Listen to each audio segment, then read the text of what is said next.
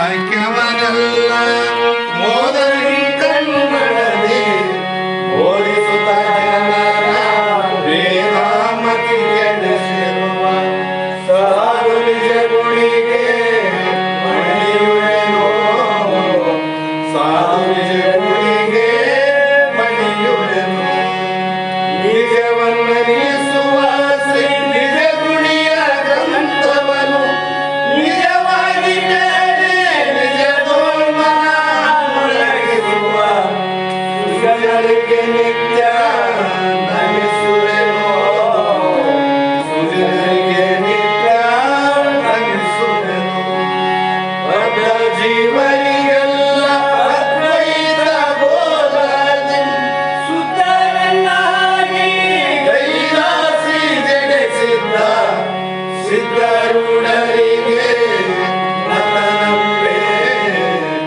ಸಿದ್ಧರೂಢರಿಗೆ ನತನಂಬೆ ಬಾಳ ಬಲ ವೇದಾಂತಕ್ಕೆ ಸರಿ ಬಾಳ ಗರ್ಜನೆ ಕೇಳುವ ತನಕ ಬಾಳ ಕೂತಲಿದ್ದರೆ ಶಾಸ್ತ್ರವೆಂಬುವ ನರಿಗಳು ಬಾಳ ಶಕ್ತಿಯ ಸಿಂಹಗರ್ಜನೆ ಬಾಳ ಕೇಳಿದ ಬಳಿಕ ಮೂಗವು ಬಾಳ ಕೇಳಲು ಬೇಕು ವೇದಾಂತೆಂಬ ಶಾಸ್ತ್ರವನ್ನು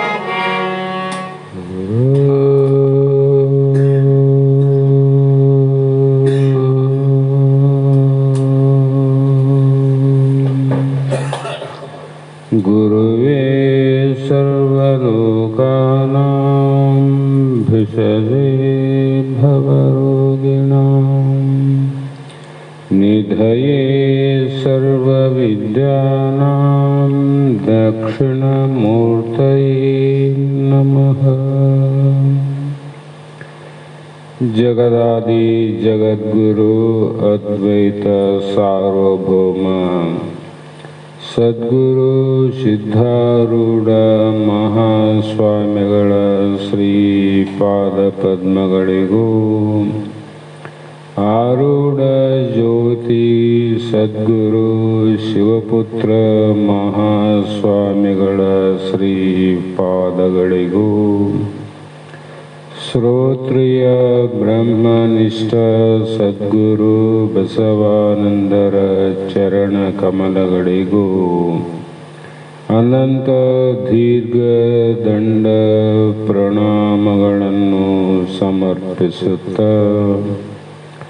ಸದ್ಗುರು ಸಿದ್ಧಲಿಂಗಪ್ಪ ತಾತ ಕಪ್ಪಗಲ್ ಇವರನ್ನು ಮನದೋಳು ಧ್ಯಾನಿಸುತ್ತ ತಮ್ಮೆಲ್ಲರಿಗೂ ವಂದಿಸುತ್ತ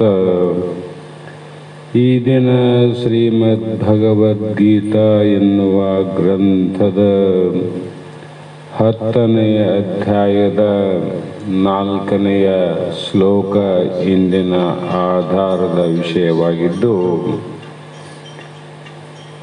ಹಿಂದೆ ಬಹಳಷ್ಟು ವಿಚಾರಗಳನ್ನು ವಿಭೂತಿ ಯೋಗದಲ್ಲಿ ಶ್ರೀಕೃಷ್ಣ ಭಗವಂತ ಅರ್ಜುನನ ಕುರಿತು ಉಪದೇಶವನ್ನು ಮಾಡಿ ಈ 4ನೆಯ ಶ್ಲೋಕದಲ್ಲಿ ಬುದ್ಧಿ ಜ್ಞಾನಂ ಅಸಮ್ಮೋಹ ಕ್ಷಮಾ ಸತ್ಯಂ ದಮ ಶಮ ಸುಖಂ ದುಃಖಂ ಭವ ಅಭಾವ ಭಯಂ ಚ ಅಭಯಂ ಏವ ಚ. ಈಗ ನಮಗೆ ಯಾಕ ಇಂಥ ಸುಖ ರೂಪವಾಗಿ ಆನಂದ ರೂಪವಾಗಿ ಶ್ರುತಿ ಸ್ಮೃತಿಗಳು ಸ್ವಾನುಭಾವಗಳು ಗುರುವಾಕ್ಯಗಳು ವೇದಗಳ ಅನುಭಾವದಿಂದ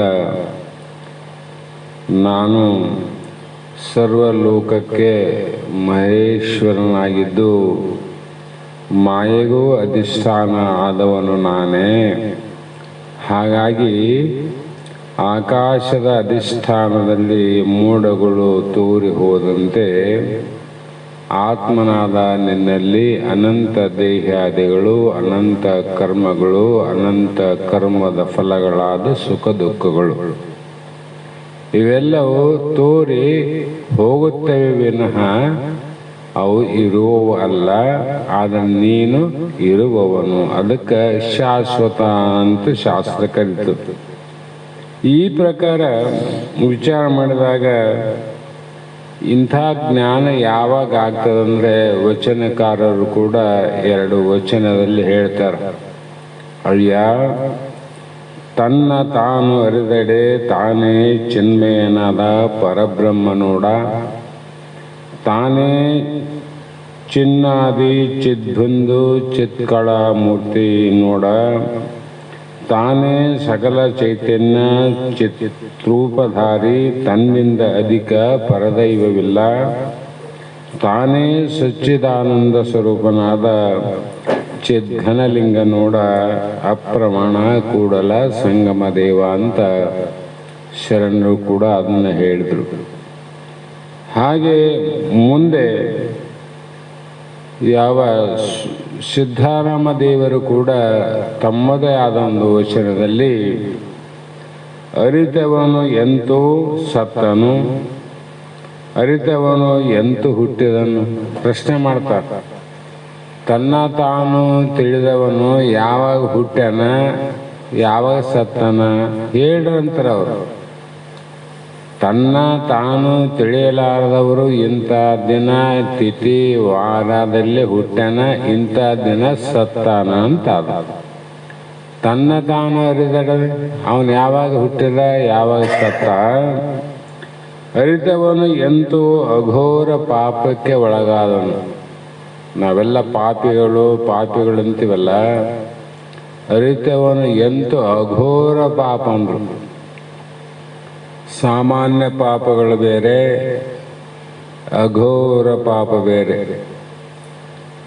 ಪಾಪಗಳಲ್ಲಿ ಅನಂತ ರೀತಿ ಇಲ್ಲಿವರೆಗೂ ನಾವು ಕೇಳಿವಿ, ಇಲ್ಲಿವರೆಗೂ ಹೇಳ್ಯಾರ. ಮಹಾಪಾಪ, ಅಘೋರ ಪಾಪ ಅನ್ನುವುದು ಶರೀರ ಬುದ್ಧಿಜಂ ಮಹಾಪಾಪಂ ಅಂತು. ವೇದಗಳು ವಿಂಗಡಣೆ ಮಾಡಿದ್ವು. ಎಂಥ ಪಾಪ ಮಾಡಿರಿ, ಸಾಮಾನ್ಯ ಪಾಪ, ಅಘೋರ ಪಾಪ ಅಂದರೆ ಇಷ್ಟೆಲ್ಲ ತಿಳ್ಕೊಂಡು ಮತ್ತೆ ನಾನು ಶರೀರ ಎಂಬ ಬುದ್ಧಿ ಆ ಜ್ಞಾನ ಇದ್ದವನು ಮಹಾಪಾಪಿ ಅಂತ. ಅವನು ತಿಳ್ಕೊಂಡವನು ಇಂಥ ಪಾಪಕ್ಕೆ ಯಾಕೆ ಗುರಿಯಾಗೋದಿಲ್ಲ. ಅರಿತವನು ಎಂತೂ ಸುಖಿಯಾದನು, ಅರಿತವನೇ ಚಿರಂಜೀವಿ ನೋಡ, ಕಪಿಲ ಸಿದ್ಧ ಮಲ್ಲಿಕಾರ್ಜುನ ದೇವ ಅಂದ್ರು. ತಿಳಿದವನು ಸುಖಿಯಾದೆ ಅಂತ ಹೇಳಂಗಿಲ್ಲ ಅದು. ಯಾಕಂದ್ರೆ ತಾನೇ ಸುಖವಾಗಿ ಪ್ರಾಪ್ತಿ ಸುಖ ಇತ್ತಂದ್ರೆ ಇವತ್ತು ಆದೆ ಅಂತ ಹೇಳಬಹುದು. ಮದುವೆ ಆಯಿತು, ಮಕ್ಕಳಾದವು ಅಂದ್ರೆ ಮೊದಲು ಮದುವೆ ಆಗಿತ್ತಂದ್ರೆ ಈಗ ಮದುವೆ ಆಯ್ತು ಅಂತ ಹೇಳ್ತಿದ್ದಿಲ್ಲ. ಮೊದಲೇ ಮಕ್ಕಳು ಇದ್ರೆ ನನಗೆ ಮಕ್ಕಳಾದವು ಅಂತ ಹೇಳ್ತಿದ್ದಿಲ್ಲ. ಅದರಂಗ ಈ ಸುಖ ಅನ್ನುವಂಥದ್ದು ನಮ್ಮೆಲ್ಲರ ಸ್ವರೂಪನೇ ಆದದು. ಸುಖ ನಮ್ಮೆಲ್ಲರ ಸ್ವರೂಪ. ಅದಕ್ಕಾಗಿ ಅರಿತವನೇ ಚಿರಂಜೀವಿ ನೋಡ. ಚಿರಂಜೀವಿ ಅಂದ್ರೇನು? ಸಾಯಲಾರ್ದವನಂತ. ಯಾವಾಗಲೂ ಸಾವಿಲ್ಲದವನು, ಹುಟ್ಟಿಲ್ಲದವನಿಗೆ ಚಿರಂಜೀವಿ ಅಂತ ಕರೀತಾರೆ. ಹಾಗಾಗಿ ಅಲ್ಲಮ ಪ್ರಭುದೇವರು ಕೂಡ ಒಂದು ವಚನ ಹೇಳ್ಯಾರ. ಯಾಕಂದ್ರೆ ವಚನಗಳು ತಗೋದಿಲ್ಲ, ವಚನಗಳು ಸ್ವಲ್ಪ ಹೇಳ್ರಿ ಅಂತ ಅನ್ನೋರು ನಾರ. ಅದರ ಸ್ವಲ್ಪ ಶಾಸ್ತ್ರದಲ್ಲಿ ಅದಕ್ಕೆ ಉತ್ತರವನ್ನು ಮಹಾತ್ಮನ ಕೊಡ್ತಾರೆ. ಪುಣ್ಯ ಪಾಪ ಇಲ್ಲಾಗಿ ಅರಿತವನಿಗೆ ಯಮನ ಹಂಗಿಲ್ಲ ನೋಡ. ಯಮನ ಹಂಗು ಯಾರಿಗೆ ಆದ ಅಂದರೆ ಪುಣ್ಯ ಪಾಪ ಇಲ್ಲಾಗಿ. ಎಲ್ಲಿ ಪುಣ್ಯ ಅದ, ಎಲ್ಲಿ ಪಾಪ ಅದ, ಅಲ್ಲಿ ಯಮನ ಹಂಗಾದ ಅಧಿಕಾರ ಅದ ನೋಡಿ. ನಿನಗ ಯಾರು ಅಧಿಕಾರಿಗಳಲ್ಲ, ನಿನಗೆ ನೀನೇ ಅಧಿಕಾರಿ. ಹೌದಿಲ್ಲ? ಪಾಪ ಇದ್ದಾಗ ಪುಣ್ಯ ಇದ್ದಾಗ ಯಮ ಧರ್ಮ ಅಂದರು. ಪಾಪವನ್ನ ಲೆಕ್ಕ ಮಾಡುವಾಗ ಯಮನಾದ, ಪುಣ್ಯವನ್ನ ಲೆಕ್ಕ ಇಡುವಾಗ ಧರ್ಮ ಅದ. ಅಂದರೆ ಅಧರ್ಮ ಧರ್ಮವನ್ನ ಲೆಕ್ಕ ಮಾಡಿ ಅಧಿಕಾರ ಯಾರಿಗಾದಂದ್ರೆ ಯಮಧರ್ಮನಿಗಾದ. ನಿನಗೆ ಪಾಪನಿಲ್ಲ ಪುಣ್ಯ ಇಲ್ಲ, ಅದಕ್ಕಾಗಿ ಹೇಳಿದರು ಶರಣರು ಯಮನ ಹಂಗಿಲ್ಲ. ಯಾರಿಗೆ? ಪಾಪ ಪುಣ್ಯ ಇಲ್ಲದವನಿಗೆ. ಮತ್ತೆ ಆತನಿಗೆ ಬಂದುದನು ಎಂಬುದಾಗಿ ಮಾನವರ ಹಂಗಿಲ್ಲ, ಭವಗೆಟ್ಟವಾಗಿ ದೈವದ ಹಂಗಿಲ್ಲ. ಬಂದುದನು ಉಂಬೆನಾಗಿ ಬಾರದು ಬಪ್ಪದು ಬಪ್ಪದು ತಪ್ಪದು ಬಯಸದಿರ್ಪದಲ್ಲಿ ಸೋಂತೇನು ಜ್ಞಾನ ತಿಳ್ಕೊಂಡನ, ಅವನಿಗೆ ಯಾವ ಮಾನವರ ಹಂಗು ಅಂದರೆ ಋಣ ಇಲ್ಲ ಅಂತವನಿಗೆ. ಅವ್ರ ಋಣ ಅದ. ಯಾಕಂದರೆ ಅದನ್ನು ಬಿಡುಗಡೆಯಾಗಿ ಪ್ರಯತ್ನ ಮಾಡ್ತಿದ್ರೆ ಯಾರ್ದಾರ ಸಹಾಯ ಸಹಕಾರದ ಸಂಬಂಧ ಅದ, ಸಂಬಂಧದಲ್ಲಿ ಋಣ ಅದ ನೋಡ್ರಿ. ಬಂದದನ್ನು ಎಲ್ಲವೂ ಅಕ್ಕ ಮಹಾದೇವಿ ಕೂಡ ಈ ಭವಕ್ಕೆ ಬಂದಿನದ ಮೇಲೆ ಲೋಕಕ್ಕೆ ಅಂಜುವರೇ ಚೆನ್ನಮಲ್ಲಿಕಾರ್ಜುನ ದೇವ ಅಂತ ಆಕೆ ಕೂಡ ಹೇಳ್ತಾಳೆ ನೋಡ್ರಿ. ಎಲ್ಲಿ ಅಂದರೆ ಬೆಟ್ಟದೊಳೊಂದು ಮನೆಯ ಮಾಡಿ ಮೃಗಗಳಿಗೆ ಅಂಜಿದೊಡೆ ಎಂತಯ್ಯ. ಅಂಜಬೇಕನ್ನಲ್ಲಿ. ಸಂತೆಯೊಳೊಂದು ಮನೆಯ ಮಾಡಿ ಶಬ್ದಕ್ಕೆ ನಾಚಿದೊಡೆ ಎಂತಯ್ಯ. ಇನ್ನೊಂದು ಮಾತು ಹೇಳ್ತಾರೆ, ಸಮುದ್ರದ ದಡದಲ್ಲೊಂದು ಮನೆಯ ಮಾಡಿ ಅಲೆಗಳಿಗೆ ಅಂಜಿದೊಡೆ ಎಂತಯ್ಯ. ಭವದಲ್ಲಿ ಹುಟ್ಟಿದ ಮೇಲೆ ಈ ಲೋಕಕ್ಕೆ ಅಂಜಿದೊಡೆ ಹೇಗಯ್ಯ ಚೆನ್ನಮಲ್ಲಿಕಾರ್ಜುನ ದೇವಯ್ಯ ಅಂತ ಅವರು ಹೇಳ್ತಾರೆ. ಹಾಗಾಗಿ ಆತನಿಗೆ ಯಾರ ಅಂಗಿಲ್ಲ. ಯಾಕಂದ್ರೆ ಸತ್ಯ ಜ್ಞಾನ ಆನಂದವೇ ತಾನಾಗಿ. ಸತ್ಯಜ್ಞಾನ ಅಂದ್ರು, ಮಿಥ್ಯಜ್ಞಾನಗಳು ಬಹಳ ಅವ. ಸತ್ಯಜ್ಞಾನ ಅಂದ್ರೆ ಅಭೇದ ದರ್ಶನಂ ಜ್ಞಾನಂ ಅಂತ ಶ್ರುತಿಗಳು ವ್ಯಾಖ್ಯಾನ ಮಾಡ್ಯಾವ. ಯಾವುದ ರೀತಿಯಲ್ಲಿ ಕೂಡ ಸಂಶಯ ಇಲ್ಲದೆ ದೃಢ ಅಪರೋಕ್ಷ ಸದ್ಗುರುವಿನಿಂದ ಯಾರು ಪಡ್ಕೊಂಡರ ಆತನಿಗೆ ಜ್ಞಾನದ ಆನಂದ ಆಗ್ಯದ ನೋಡ್ರಿ. ಸತ್ಯದ ಆನಂದ ಜ್ಞಾನ, ಜ್ಞಾನದ ಆನಂದ ಸತ್ಯ. ಇಂಥ ನಾಶರಹಿತವಾದಂಥ ಆನಂದ ಸ್ವರೂಪನೇ ತಾನಾಗಿ ಇನ್ಯಾರ ಹಂಗೂ ಇಲ್ಲ, ಇನ್ಯಾರ ಹಂಗೂ ಇಲ್ಲದಾತ ಗುಹೇಶ್ವರನು ಅಲ್ಲಯ್ಯ ಒಬ್ಬನೇನು. ಯಾರಪ್ಪ ಅವರು ಅಂದರೆ ಗುಹೇಶ್ವರ ಪ್ರಭುದೇವರು ಹೇಳ್ತಾರೆ ಮಹಾತ್ಮ. ಯಾರು ತನ್ನ ದೇಹದಲ್ಲಿ ಇರುವಂಥ ತನ್ನ ಸ್ವರೂಪವನ್ನೇ ತಾನು ತಿಳ್ಕೊಂಡಾರ. ಮಂದಿ ಗುಹೆಯಲ್ಲಿದ್ದು ತಿಳ್ಕೊಂಡವರು ಬಹಳ ಆರ. ಗುಹೆ ಅಂದ್ರೆ ದೇಹ. ಈ ದೇಹದಲ್ಲಿ ತನ್ನ ಇರುವಿಕೆಯನ್ನ ತನ್ನ ಸ್ವರೂಪವನ್ನ ಗುಹೇಶ್ವರನು ಅಂದ್ರೆ ಆತ್ಮಜ್ಞಾನಿ ಅಲ್ಲದೆ ಮತ್ತೊಬ್ಬರಿಲ್ಲ ಅಂದ್ರು. ಅಂದ್ರೆ ಅವನೊಬ್ಬನೇ ಅಂದ್ರೆ ಅರ್ಥೇನು? ಅದರಂತೆ ತಿಳಿದುಕೊಂಡವರು ಎಲ್ಲರೂ ಅಂತ ಅರ್ಥ ಮಾಡಬೇಕು. ಅವರಂತೆ ತಿಳಿದುಕೊಂಡವರು ಯಾರ? ಅವರಷ್ಟೇ ಅಂತ.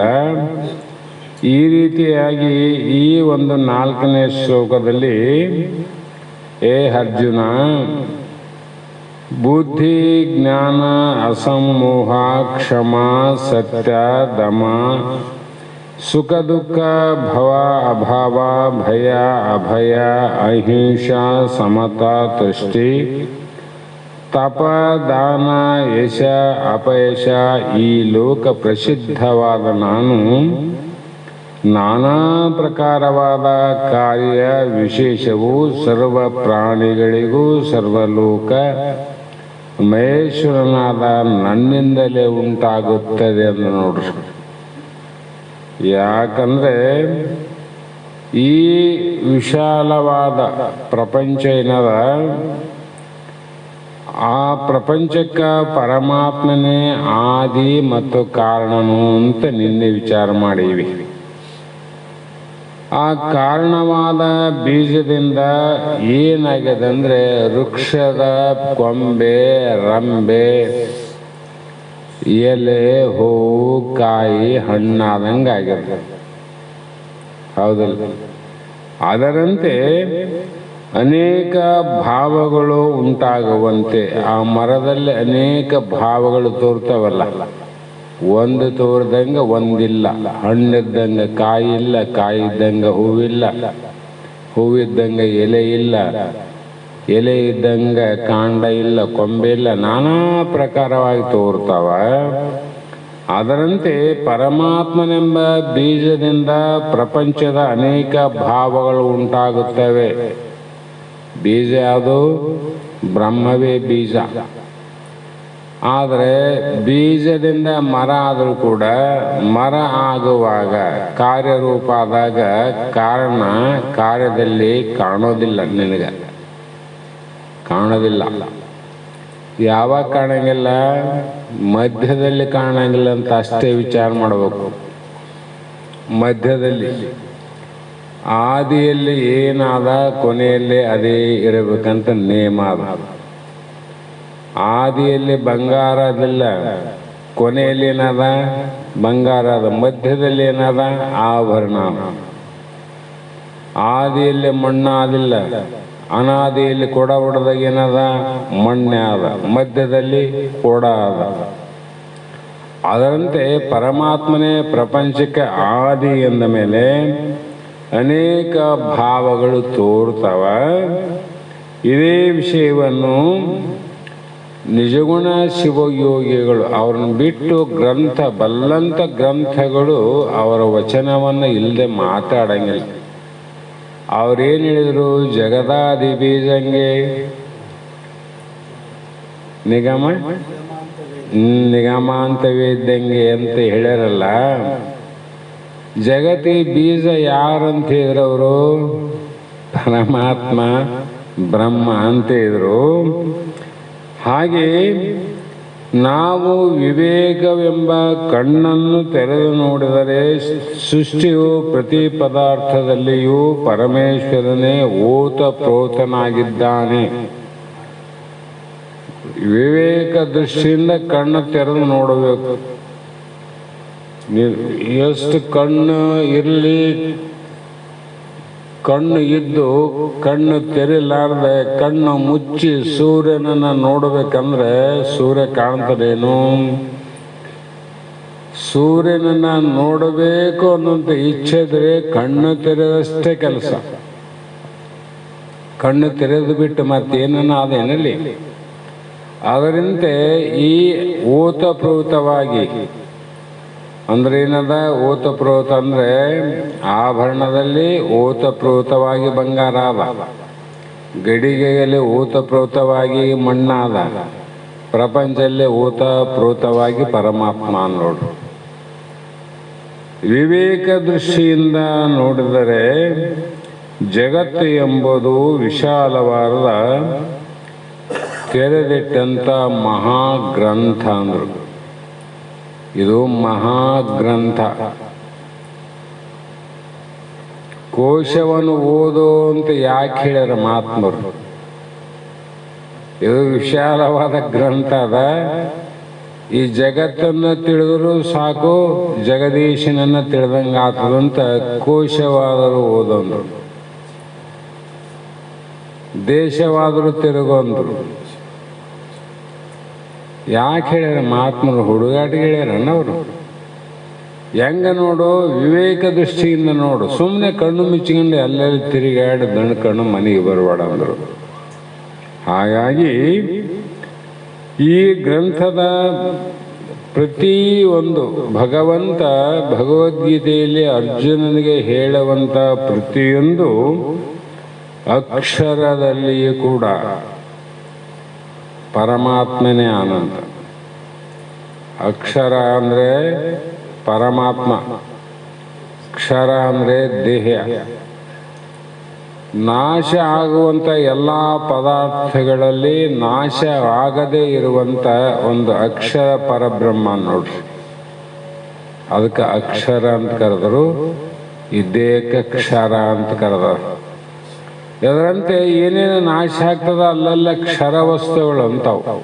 ನಮ್ಮ ದೇಹ ಒಂದಲ್ಲ, ನಮ್ಮ ದೇಹ ಏನ್ರಿ ಭಾಳ ಚಿಕ್ಕದಾದ 8 ಗೇಣಿನ ಶರೀರ, 92 ಬೆರಳುದ್ದ ಶರೀರ ಅಂತ ಮಹಾತ್ಮರು ವಿಚಾರ ಮಾಡಿರಲ್ಲ. ಇಂಥ ವಿಶಾಲವಾದ ಲೋಕ ದೇಶಗಳೇನವ ಇವೇ ನಾಶ ಆಗಿ ಹೋಗ್ಯವ. ನಮ್ಮ ದೇಹ ನಾಶ ಆಗೋದು ಏನು ದೊಡ್ಡಾಗೋದು? ಎಷ್ಟೋ ಜನ ಮಣ್ಣಲ್ಲಿ ಕಾಗದವನ್ನು ಬಿಟ್ಟು ಮಣ್ಣೊಳಗಾದವರಾರ, ಮಣ್ಣಲ್ಲಿ ಹೂಳಿಟ್ಟ ಮೇಲೆ ಆತನ ಸಮಾಧಿಯನ್ನು ಕಟ್ಟಿಸಿಕೊಂಡವರಾರ, ಸಮಾಧಿ ಮೇಲೆ ಬಂಗಾರದ ಮೂರ್ತಿಯನ್ನು, ಬೆಳ್ಳಿಯ ಮೂರ್ತಿಯನ್ನು, ಶಿಲೆಯ ಮೂರ್ತಿಯನ್ನು ಕಟ್ಟಿಕೊಂಡವರು ಆರ ಜಗತ್ತಿನಲ್ಲಿ. ಅವರೆಲ್ಲರೂ ಕೂಡ ತಾವೆಲ್ಲ ಗಳಿಸಿದ್ದು ಅಥವಾ ಏನಾದರೂ ಪಡೆದದ್ದನ್ನು ಕೆಳಗೆ ಹೋಗ್ಯವಿನ ಅವ್ರೇನು ತಗೊಂಡೋಗಿಲ್ಲ ನೋಡ್ರಿ. ತಗೊಂಡೋದ್ರ ಬೇಕಾದ ಶ್ರೀಮಂತನಲ್ಲಿ, ರಾಜನಲ್ಲಿ, ಮಹಾರಾಜನಲ್ಲಿ, MLA ಇರಲಿ, MP ಇರಲಿ, ರೈತ ಇರಲಿ, ಯಾರು ಏನಾದರೂ ತಗೊಂಡು ಹೋದ್ರೇನು ಅಂದರೆ ಏನು ತಗೊಂಡು ಹೋಗ್ಲಿಕ್ಕೆ ಬರೋಂಗಿಲ್ಲ. ಯಾಕಂದರೆ ಅವು ತೆಗೆದುಕೊಂಡು ಹೋಗುವಂಥ ವಸ್ತುಗಳಲ್ಲ ಅಂತ. ನೀನೇನು ತಗೊಂಡು ಹೋಗ್ತಿದ್ದಿ, ನೀ ತಗೊಂಡು ಹೋಗ್ಬೇಕಾದ್ರೆ ನಿನಗೆ ಕೈಗೆ ಸಿಗುವ ವಸ್ತಲ್ಲ ಅವು. ಕೈಗೆ ಆದ ಈಗ ಏನೇನ ಇಲ್ಲಿ ಪ್ರಸಾದ ಕೊಡ್ತಾರಂದ್ರೆ ಅಲ್ಲಿ ಕೈ ಚಾಚಿ ಬರ್ತಾರ ಪ್ರಸಾದಕ್ಕಾಗಿ. ಇದೇ ಕೈ ಯಾವ ಪ್ರಾಣ ಹೋಗ್ಯದ, ಕೈಗೆ ಏನೇನು ಹಿಡಿದಾರ ಕೊಡುವಂಥದ್ದೇನು ಇಲ್ಲ. ಕೊಡು ಅಂತ ಕೇಳಿದ್ರಲ್ಲಪ್ಪ, ನಾವಾಗಿ ಕೊಡಬೇಕು ಅಂತ ಕೊಟ್ಟರು ಕೂಡ ಹಿಡಿತದೇನದು. ಯಾಕಂದ್ರೆ ನಿನ್ನ ಕೈಗೆ ಸಿಗಲಾರ್ದ ವಸ್ತು ಅಂತ ನಿನಗೆ ಗೊತ್ತಾಯ್ತು ನೋಡು. ನಿನ್ನ ಕೈಯಾಗೆ ಸಿಕ್ಕಿಲ್ಲ ಅಂದ್ರೆ ಬಾಯಿಗೆ ಹೆಂಗೆ ಬರ್ತಾವು? ಕೈಗೆ ಬಂದ ಮೇಲೆ ಬಾಯಿಗೆ ಬರೋದು ನೋಡಿ. ಯಾವುದಾದ್ರು ವಸ್ತು ನೇರವಾಗಿ ಪ್ರಾಣಿ ಪಕ್ಷಿಗಳಿಂದ ನೇರವಾಗಿ ಬಾಯಿಯಲ್ಲಿ ನಾವು ಈಗ ತಿನ್ನೋದಿಲ್ಲ. ನಮಗೆ ಮಾನವರಿಗೆ ಕೈಗೆ ಬಂದ ಮೇಲೆ ಬಾಯಿಗೆ ಬರೋದು. ಮತ್ತು ಅಲ್ಲಿ ಕೈಯಾದ ಕೈಯಾಗ ವಸ್ತಾವ, ನಿನ್ನ ಬಾಯಿಗೆ ಯಾಕೆ ಬರಲಿಲ್ಲ, ಬರೋವಲ್ಲ ಅಂತ. ಹಾಗಾಗಿ ಇಲ್ಲಿ 20 ಮಾತುಗಳನ್ನ ಹೇಳ್ತಾ ಬಂದು ನೋಡ್ರಿ. ಅಹಿಂಸಾ, ಸಮತಾ, ತುಷ್ಟಿ, ತಪೋದಾನಂ, ಯಶೋ ಐಷ ಭವಂತಿ ಭಾವ ಭೂತಾನಾಂ ಮತ್ ಏವ ಪೃಥ್ವಿಗಿದ್ವ ಅಂತ 15ನೇ ಸೂತ್ರ, 5ನೇ ಶ್ಲೋಕ, 4ನೇ ಶ್ಲೋಕದ 2 ಶ್ಲೋಕದಲ್ಲಿ ಎಷ್ಟು ಮಾತು ಹೇಳಿದ್ರು ಅಂದ್ರೆ 20 ಮಾತುಗಳನ್ನು ಹೇಳಿದ್ರು. ಮಾತು 20 ಸಂದೇಶ.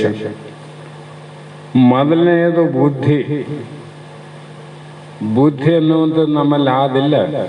ನಿಶ್ಚಯ ನಿರ್ಣಯ ಮಾಡುವುದೇ ಬುದ್ಧಿ. ಅಂತಃಕರಣದ ನಿಶ್ಚಯ ಮಾಡುವ ಶಕ್ತಿ ಉಳ್ಳುವುದೇ ಒಂದು ವೃತ್ತಿ. ಆ ವೃತ್ತಿ ಹೇಗಿದೆ? ಸೂಕ್ಷ್ಮಕ್ಕಿಂತಲೂ ಸೂಕ್ಷ್ಮವಾದ ಪದಾರ್ಥಗಳನ್ನು ತಿಳಿಯುವ ಜ್ಞಾನಶಕ್ತಿಯೇ ಬುದ್ಧಿ. ಅದು ಸೂಕ್ಷ್ಮ ವಸ್ತುಗಳು ಬೇರೆ, ಸ್ಥೂಲ ಬೇರೆ, ಸೂಕ್ಷ್ಮ ಬೇರೆ. ಸೂಕ್ಷ್ಮಕ್ಕೆ ಸೂಕ್ಷ್ಮವಾಗಿರ್ತಕ್ಕಂಥ ವಸ್ತುವನ್ನು ತಿಳಿಯುವಂಥ ಶಕ್ತಿ, ಅರಿಯುವಂಥ ಶಕ್ತಿ ಈ ಶರೀರದಲ್ಲಿ ಬುದ್ಧಿಗಾರ ನೋಡ್ರಿ.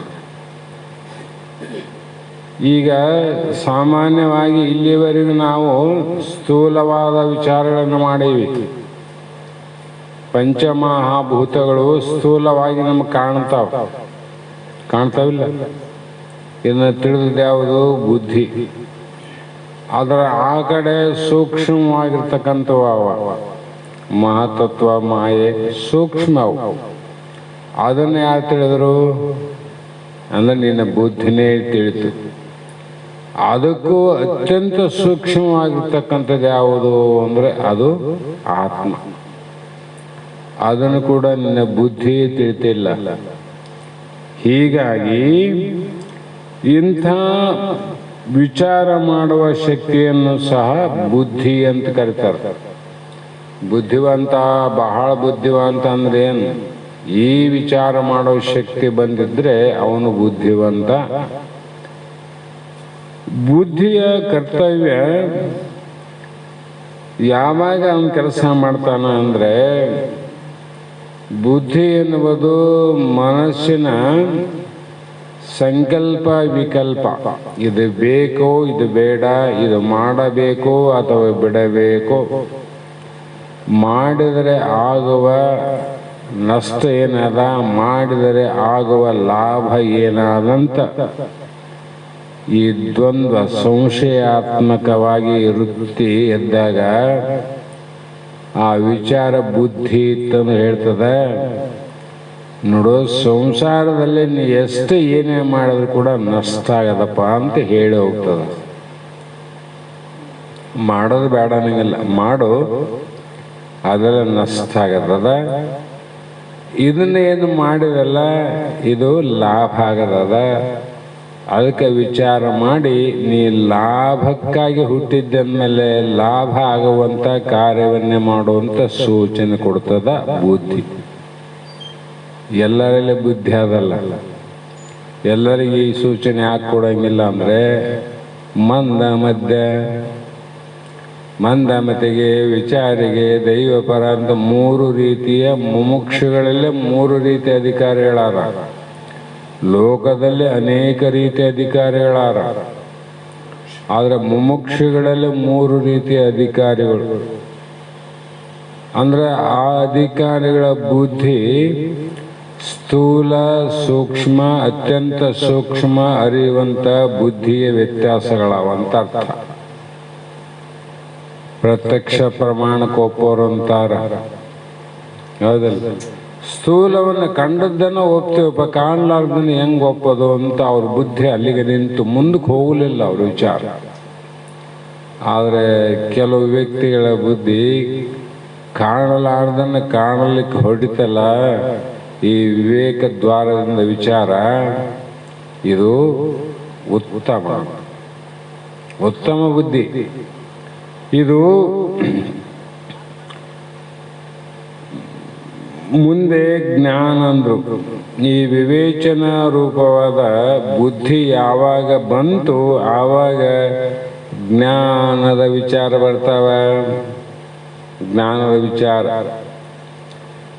ಸಹಜದ ಪ್ರಪಂಚದಲ್ಲಿ ಒಂದು ಕನ್ಯೆಯನ್ನು ನೋಡಿ ಮಗನಿಗೆ ಮದುವೆ ಮಾಡಿಕೊಂಡು ಬಂದಿವಿ, ಆದರೂ ವಿಚಾರ ಮಾಡೀವಿ, ಇಲ್ಲಂತಲ್ಲ.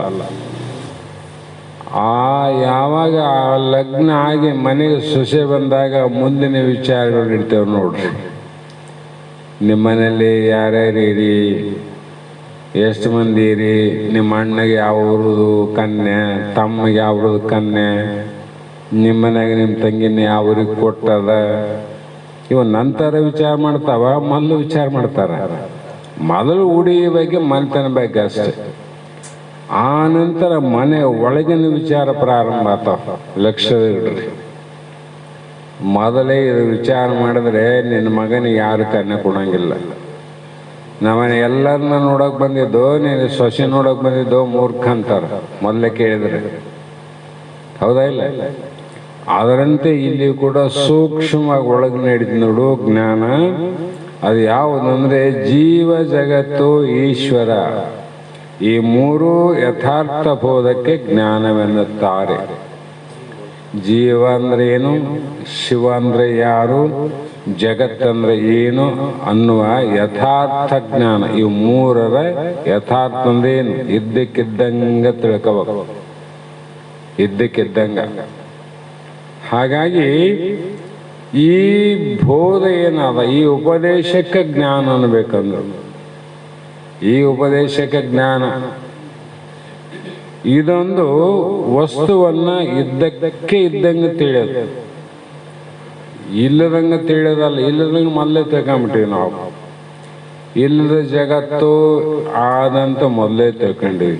ಶರೀರ ಇರಂಗೆಲ್ಲ ಇರ್ತದಂತ ಗಟ್ಟಿಗಿಡದವಿಲ್ಲ.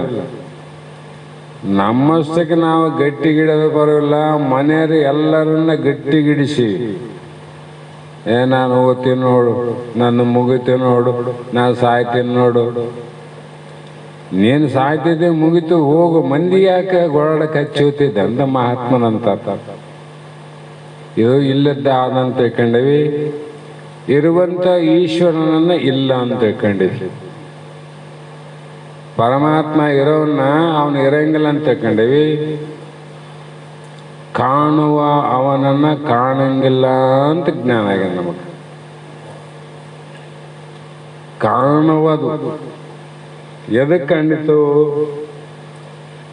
ಕಾಣಂಗಿದ್ರೆ ನಾವು ಯಾಕೆ ಗುರುವಿನ ಉಪದೇಶ ಆಗ್ಬೇಕಾಗಿತ್ತು, ಶಾಸ್ತ್ರ ಬೇಕಾಗಿತ್ತು ಅಂತ ಪ್ರಶ್ನೆ ಬರ್ತಾವ. ಕಾಣುವುದು ಅದನ್ನ ಮಹಾತ್ಮರು ಕೊಟ್ಟ ಕುದುರೆಯನ್ನು ಏರಲರಿಯದೆ ಮತ್ತೊಂದು ಕುದುರೆಯನ್ನು ಬಯಸದಂತೆ ಅಂದರು. ಕಾಣ್ತದದು ಯಾವಾಗ ನಿನ್ನೋಳಿಯದು ಸತ್ಯ ಪದ ಅದನ್ನು ಅನುಭವದಿ ನೋಡು ಮನುಜ ನೀನೇ ಮುಕ್ತ ಅಂತ ನಿಜಗುಂಡ್ರು ಹೇಳಿದ್ರು. ಯಾವಾಗ ಕಾಣ್ತದದು? ಅನುಭವ ಬಂದಾಗ ಕಾಣ್ತದ. ನಾವು ಅನುಭವಕ್ಕೆ ಬೇಕಾದಂತ ಗುಣಗಣ ಇಲ್ಲದವನಿಗೆ ಮಹಾತ್ಮ ಹೇಳಿಲ್ಲ ಅರಿವಿನಿಂದಲೇ ಮುಕ್ತಿ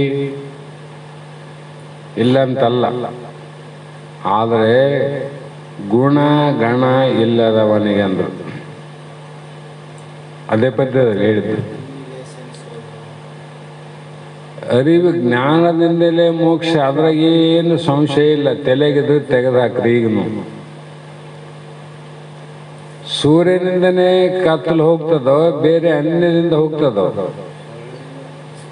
ಅಂದಾಗ ಜ್ಞಾನದಿಂದಲೇ ಅರಿವಿನಿಂದಲೇ ಮುಕ್ತಿ, ಜ್ಞಾನದಿಂದಲೇ ಮೋಕ್ಷ ಆಗ್ತದೆ. ಇದ್ರಾಗ ಯಾವ ಸಂಶಯನೂ ಇಲ್ಲ. ಆದರೆ ಲೇಸೆನಿಸುವ ಗುಣಗಣ ಇಲ್ಲದವನಿಗೆ ಅಂದರು. ಅವನಿಗೆ ಅರಿವಾಗ್ಯದ, ಆದ್ರೆ ಮೋಕ್ಷ ಆಗೋದಿಲ್ಲ. ಯಾಕಾಗಲಿಲ್ಲ? ಜ್ಞಾನದಿಂದ ಮೋಕ್ಷ ಅಂತ ಹೇಳ್ತೀರಿ, ಮತ್ತೆ ಜ್ಞಾನ ಆಗ್ಯದ ಅವನಿಗೆ ಮೋಕ್ಷ ಆಗೋದಿಲ್ಲ ಅಂತ್ರಿ. ಇದೇನು ದ್ವಂದ್ವ ಅಂತ ಸಂಶಯ ಬರ್ತದಲ್ಲ. ಅದಕ್ಕೆ ಹೇಳಿದ್ರು, ಈ ಗುಣಗಳ ಇದ್ದು ಯಾವನಿಗೆ ಜ್ಞಾನ ಆಗ್ಯದ ಆ ಅರಿವಿನಿಂದ ಅವನಿಗೆ ಮೋಕ್ಷ ಆಗ್ತದೆ. ಈ ಗುಣಗಳು ಇಲ್ಲದೆ ಬರೇ ನಮಗೆ ಜ್ಞಾನ ಆಗ್ಯದ, ನಮ್ಗೆ ಅರಿವಾಗ್ಯದ, ನಮ್ಗೆ ಅರಿವಾಗ್ಯದ, ನಮ್ಗೆ ಜ್ಞಾನ ಆಗ್ಯದ ಆಗಿರಬಹುದು. ನೋಡು, ನಿನ್ನೊಳಗೆ ನೀನು ನೋಡು. ಅಲ್ಲಿ ಮೊದಲನೇ ವಾಕ್ಯದಲ್ಲಿ ಇಟ್ರು, ಮೊದಲೇ ನುಡಿಯಲ್ಲಿ ಗುರುಪಾದ ಸೇವೆ ಒಲವಿಂದ ಮಾಡದೆ.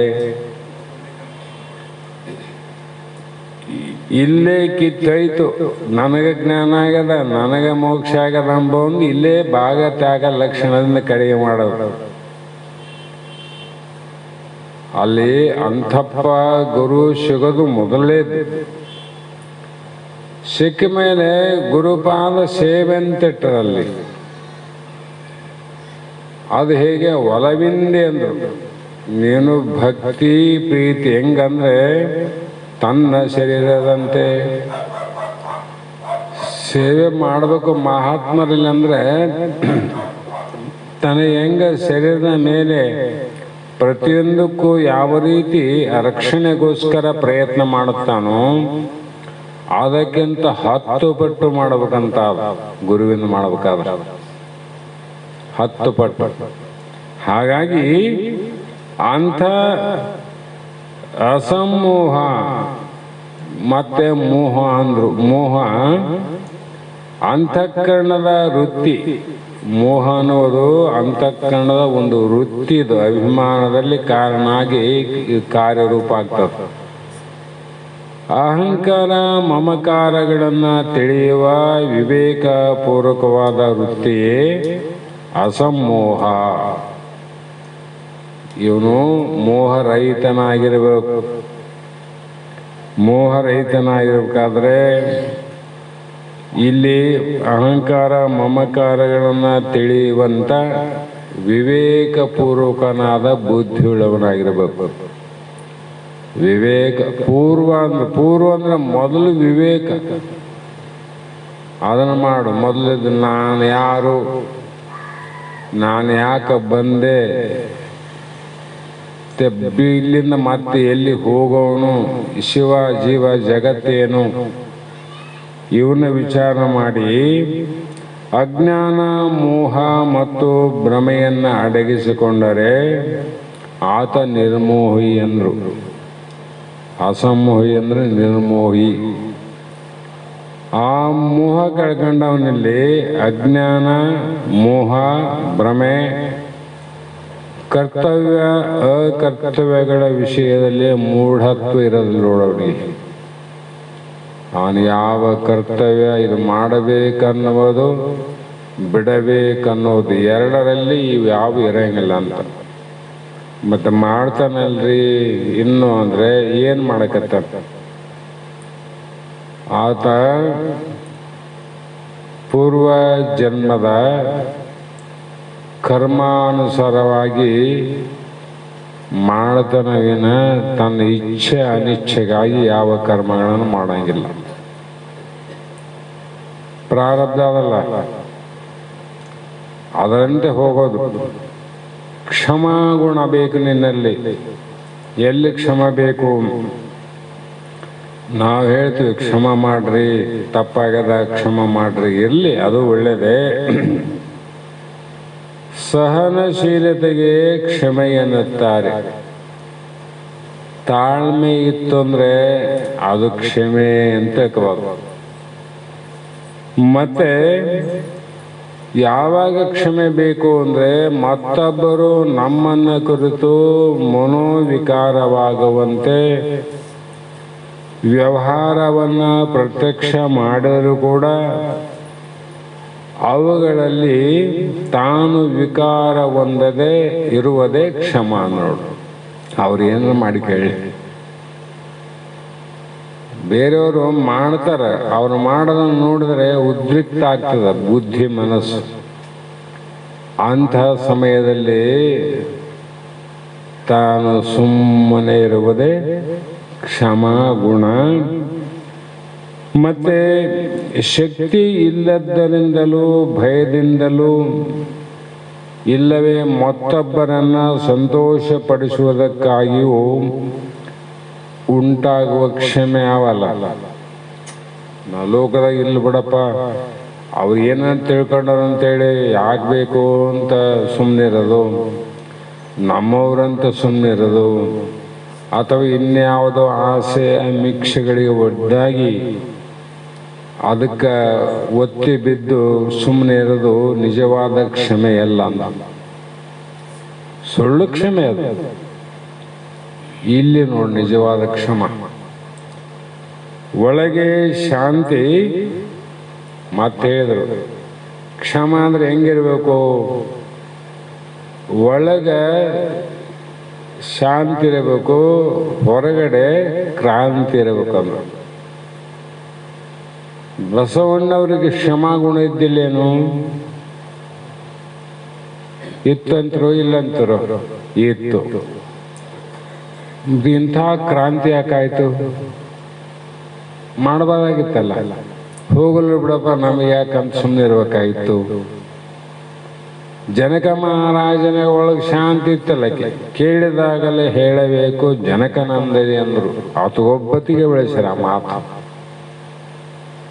ಬೇರೆ ಅಂದರೆ ಏನದು? ಜನಕ ಮಹಾರಾಜರಿಗೆ ಸಲ್ಲುವಂಥ ವಾಕ್ಯ. ಅವನು ಇಡೀ ರಾಜ್ಯವನ್ನೇ ಆಳಿದ.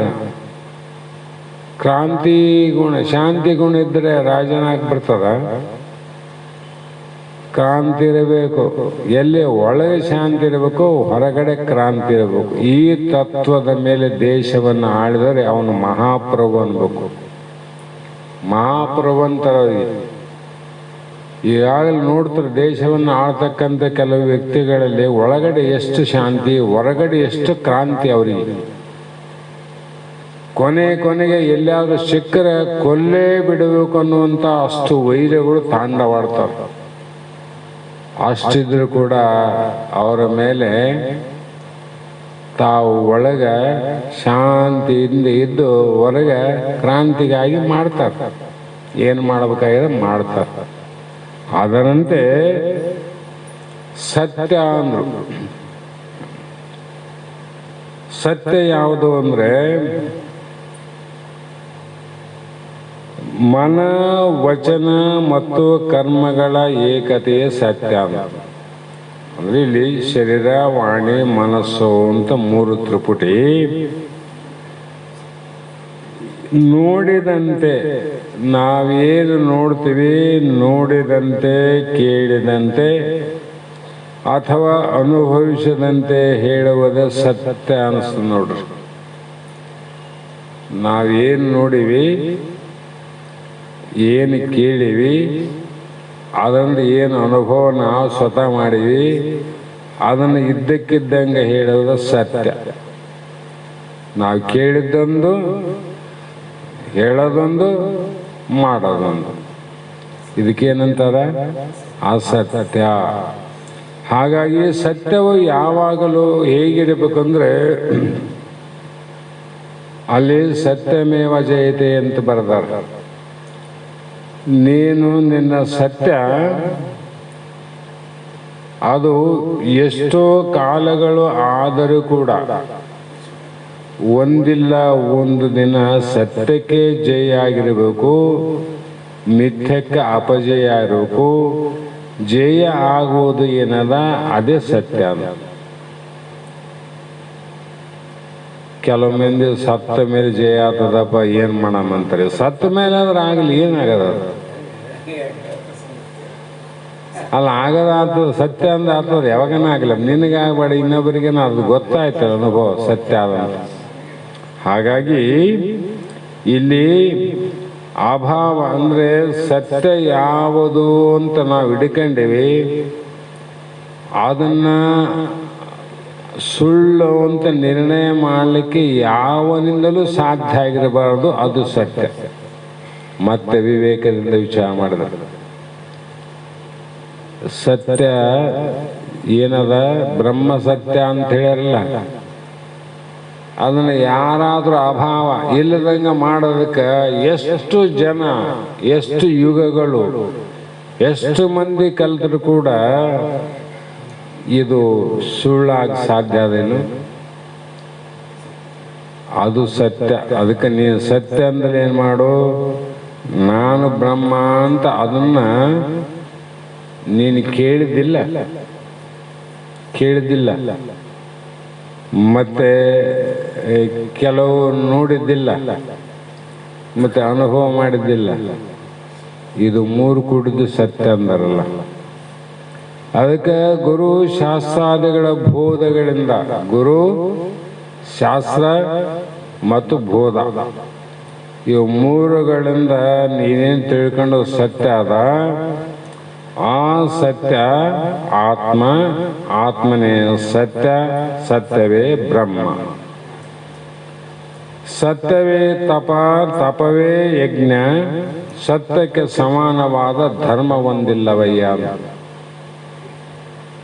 ಸತ್ಯಕ್ಕೆ ಸಮವಾದದ್ದು ಆದಂದ್ರೆ ಅದನ್ನು ಸತ್ಯನೇ ಇರ್ಬೇಕಲ್ಲ, ಮತ್ತೊಂದು ಇರಕ್ಕೆ ಬರಂಗಿಲ್ಲ. ಅಂದ್ರೆ ಬಂಗಾರ ಆದ್ರೆ ಇದು ಅದು ಬಂಗಾರ, ಇದು ಬಂಗಾರ ಒಂದೇ ಅಲ್ಲ. ಬಂಗಾರದಂತೆ ಮಿಥ್ಯವಾದ ವಸ್ತು ಇರಕ್ಕೆ ಸಾಧ್ಯ ಇಲ್ಲ. ಮಿಥ್ಯವಾದದ್ದು ಇರಂಗಿಲ್ಲ, ಅದು ಮೋಸದ ಬಂಗಾರ ಅಂತ. ಮತ್ತೆ ದಮ ಅಂದ್ರು ಶಾಸ್ತ್ರ ಹೇಳಿದ್ರೆ ಬಹಳ ಕೇಳಿರಿ, ಎಲ್ಲರೂ ಕೇಳಿವಿ. ದಮ ಅಂದ್ರೇನು? ಇಂದ್ರಿಯಗಳನ್ನು ವಿಷಯಗಳ ಕಡೆಗೆ ಹೋಗದಂತೆ ಅವುಗಳನ್ನು ತನ್ನ ವಶದಲ್ಲಿ ಇಟ್ಟುಕೊಳ್ಳುವ ಶಕ್ತಿಗೆ ದಮವೆನ್ನುತ್ತಾರೆ. ಇಂದ್ರಿಯ ನಿಗ್ರಹ ಅಂದ್ರೇನು? ನಿಗ್ರಹನ ಮುಗುದಣ್ಣ ಹಾಕಿಡವಲ್ಲಿವು, ಹಗ್ಗ ಕಟ್ಟಿ ಕಟ್ಟೋವಲ್ಲ, ಸರಪಳಿ ಹಾಕೋದಲ್ಲ. ಇವಕ್ಕೇನು ನಾವೇನು ಇಲ್ಲ. ಆದರೆ ಹೋಗ್ತಾವ, ಹೋಗ್ಲಮ್ಮ. ಒಂದು ಮನೆಯಲ್ಲಿ ದನ ಕರ ಆಡು ಇರಲಿ ಕುರಿ ಇರಲಿ ಹೋಗಿದಂದ್ರೆ ಇವತ್ತಿಲ್ಲ ನಾಳೆ ಹುಡುಕಾಡಿ ಪ್ರಯತ್ನ ಮಾಡಿ ವಾಪಸ್ ಮನೆಗೆ ತರಬಹುದು. ಆದರೆ ಈ ಇಂದ್ರಿಯಾದಿಗಳು ನಾವು ಮಾಡಿದವಲ್ಲ, ಭಗವಂತ ಮಾಡಿದವು. ಅವು ಯಾವಾಗ ಎಲ್ಲಿಗೆ ಹೋಗ್ತಾವ, ಎಲ್ಲಿ ಬರ್ತಾವ, ಯಾವ ಕ್ಷಣದಲ್ಲಿ ಇರ್ತಾವ, ಯಾವ ಕ್ಷಣದಲ್ಲಿ ಹೋಗ್ತಾವಂತ ಗೊತ್ತಾಗೋದಿಲ್ಲ. ಎಮ್ಮೆ ಹೋದು, ಎತ್ತೋದು, ಆಡೋಗ್ಯವ, ಕುರಿಯೋ ಅಂತ ಗೊತ್ತಾಗ್ತಿಲ್ಲ ನಿನಗೆ. ಆದರೆ ನಿನ್ನ ಇಂದ್ರಿಯಗಳು ಎತ್ತ ಯಾವ್ಯಾವ ಕಡೆ ಹೋಗ್ತಾವ, ಯಾವ್ಯಾವ ಕ್ಷಣದಲ್ಲಿ ಅಂತ ಗೊತ್ತಿಲ್ಲ. ಆ ಹೋಗುವುದೇ ಅದರ ಧರ್ಮ. ಈ ಹೊರಗಡೆ ಏನು ಪಶುಗಳು, ಆಡುಗಳು, ಆನೆಗಳಾವಲ್ಲ, ಇವು ಮಾನವನ ಸಹವಾಸದಿಂದ ಕರಿಯನು ಹಿರಿದೆಂಬನಯ್ಯ, ಕರಿಯು ಹಿರಿದಲ್ಲ, ಅಂಕುಶವು ಕಿರಿದೆಂಬನಯ್ಯ. ಆನೆ ದೊಡ್ಡದಂತ ಯಾವಾಗ ಹೇಳ್ತಾರೆ, ಅಂಕುಶ ಸಣ್ಣದಾದಲ್ಲ. ಅಂಕುಶ ದೊಡ್ಡದು, ಆನೆ ದೊಡ್ಡದು ಅಂದರೆ ಆನೆ ದೊಡ್ಡದಲ್ಲ ತಮ್ಮ, ಅಂಕುಶನೇ ದೊಡ್ಡದು. ಯಾಕಂತ ದೊಡ್ಡ ಸೊಕ್ಕಿನ ಆನೆ ಒಂದು ಅಂಕುಶ, ಮಾನವನ ಕೈಯಲ್ಲಿರುವಂಥ ಒಂದು ಅಂಕುಶಕ್ಕೆ ಅವನ ಮಾತು ಕೇಳ್ತದ. ಆ ಸಾಧನದಿಂದ ಆ ಆನೆ ಪಳಗಿದಾಗ ಆ ಮಾವತ ಹೋಗಂದಲ್ಲಿ ಹೋಗ್ತದೆ, ಬಾ ಅಂದಾಗ ಬರ್ತದೆ. ಹೌದಲ್ಲ? ಅದರಂತೆ ಇಂದ್ರಿಯಗಳನ್ನ ನೀನು ಹೋಗಂದಾಗ ಹೋಗವಲ್ಲ, ಬಾ ಅಂದಾಗ ಬರೋವಲ್ಲ. ಇವು ಪಳಗಿಸಲಿಕ್ಕೆ ನಮ್ಮಲ್ಲಿ ಯಾವ ಆಯುಧಗಳಿಲ್ಲ. ಆನೆಯನ್ನು ಸಾಧನೆ ಮಾಡಕ್ಕೆ ಅಂಕುಶ ಅದ. ನಿನ್ನ ಕೈಗೇನದ? ನಮ್ಮ ಕೈಗೆ ಏನಿಲ್ಲಲ್ಲ. ಇಂಥ ಸಂದರ್ಭದಲ್ಲಿ ಹೋಗುವಂಥ ಸ್ವಭಾವ, ಹರಿದಾಡುವುದೇ ಸ್ವಭಾವ. ಅವುಗಳನ್ನು ವಶದಲ್ಲಿ ಇಟ್ಟುಕೊಂಡು ನಿನ್ನ ವಶದಲ್ಲಿ ನೀ ಹೇಳಿದಂಗೆ ಕೇಳಬೇಕಂದ್ರೆ ಅವು ನಿಷ್ಕ್ರಿಯವಾಗಬಾರ್ದು. ಇಂದ್ರಿಯಗಳು ಕ್ರಿಯಾಶೀಲವಾಗಿರಬೇಕು. ಕ್ರಿಯೆಯನ್ನು ಯಾವ ರೀತಿ ಮಾಡಬೇಕು ಅಂದರೆ ನೀನು ಹೇಳಿದಂಗೆ ಅವು ಕ್ರಿಯೆ ಮಾಡ್ಬೇಕು. ನೋಡ್ರಿ, ಆನೆ ಪಳಗಿದಾಗ ಯಾರು ಹೇಳಿದಂಗೆ ಕ್ರಿಯೆ ಮಾಡ್ತದ? ಮಾವುತ ಹೇಳಿದಂಗೆ ಕ್ರಿಯೆ ಮಾಡ್ತದ. ಸರ್ಕಸ್ಸಲ್ಲಿ ಹುಲಿ, ಸಿಂಹ, ಎಂತೆಂಥ ಕ್ರೂರ ಮೃಗಗಳಿರ್ತಾವ, ಅವು ಕ್ರಿಯೆ ಮಾಡ್ತಾವಲ್ಲ. ಯಾರು ಹೇಳಿದಂಗೆ ಮಾಡ್ತಾವ? ಆ ಸರ್ಕಸ್ಸಿನಲ್ಲಿ ಆನೆಗೆ ಮಾವುತ ಇದ್ದಂಗೆ ಬೇರೆ ಬೇರೆ ಪ್ರಾಣಿಗಳಿಗೆ ಆ ಕಲಿಸುವಂಥ ಅವ್ರು ಇರ್ತಾರೆ, ಅವ್ರು ಹೇಳಿದಂತ ಕೇಳ್ತಾವ. ಅದರಂತೆ ಇಲ್ಲಿ ಇಂದ್ರಿಯಗಳು ಸ್ವೇಚ್ಛಾಚಾರಿಯಾಗಿರಲಾರವು. ಇಂದ್ರಿಯಗಳ ನಿರುಪಯೋಗವೂ ಇಲ್ಲದೆ, ದುರುಪಯೋಗವೂ ಇಲ್ಲದೆ, ಸದುಪಯೋಗವೇ ದಮ ಅಂದ್ ನೋಡ್ರಿ. ಇದನ್ನ ದುರುಪಯೋಗಕ್ಕೂ ಬಿಡಬಾರ್ದು, ಸದುಪಯೋಗಕ್ಕೂ ಬಾಳ ಬರಬಾರ್ದು. ಎರಡನ್ನ ಸಮತ್ವ ಭಾವದಲ್ಲಿ ಇಂದ್ರಿಯಗಳನ್ನು ನಿಲ್ಲಿಸುವುದೇನದ ಅದು ದಮೆ ಅಂದ.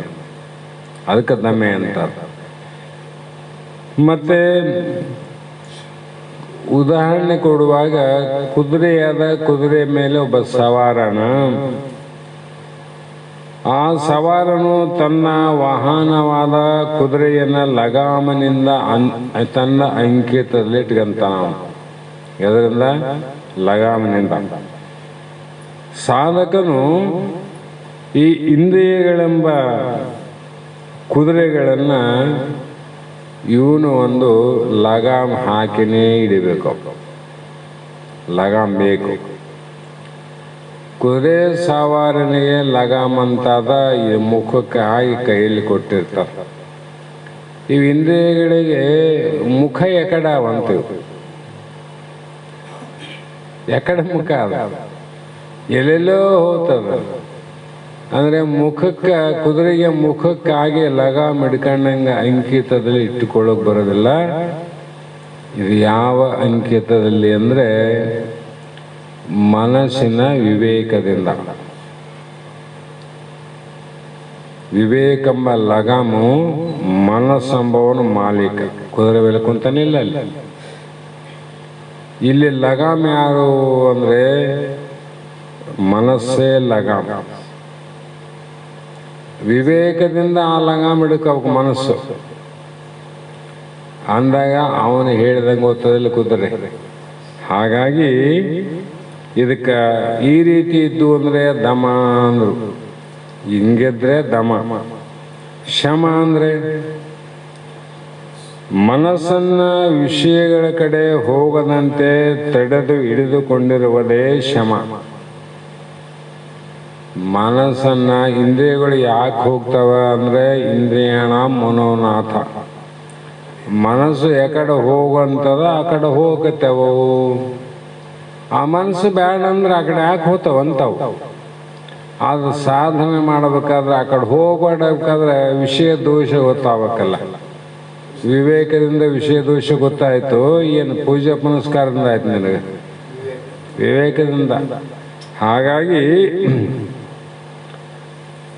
ಮೊದಲು ಹೇಳಿದಂಗ ಆನೆ ಮದವೇರಿದ ಗಜವನ್ನು ಮಾವಟಿಗನು ಅಂಕುಶದ ಆಶ್ರಯದಿಂದ ಸ್ವಾಧೀನದಲ್ಲಿಟ್ಟುಕೊಳ್ಳುವಂತೆ ಸಾಧಕನು ಮನವೆಂಬ ಮದ್ಗಜ ಅಂದರು. ಮದವೇರಿದ ಆನೆ ಯಾವುದು ಶರೀರದಾಗಂದ್ರೆ ಮನಸ್ಸು. ಯಾರ ಮಾತು ಕೇಳಂಗಿಲ್ಲ. ಯಾರ ಮಾತನ್ನು ಯಾರು ಕೇಳೋದು? ಅದನ್ನ ಮಾತನ್ನೇ ನಾವು ಕೇಳ್ಕೊಂತ ಬಂದವ. ಮನಸ್ಸಿನ ಮಾತನ್ನೇ ಕೇಳಿವಿ ನಾವೆಲ್ಲರೂ. ಇಲ್ಲಿ ಯಾಕೆ ಬಂದೆಪ್ಪ? ಇಲ್ಲ, ಮನಸ್ಸು ಹೋಗಂಗಾಯ್ತು, ನೋಡಂಗಾಯ್ತು, ಅದಕ್ಕೆ ಬಂದೀವಿ ಅಂತ ಹೇಳ್ತೀವಿಲ್ಲ.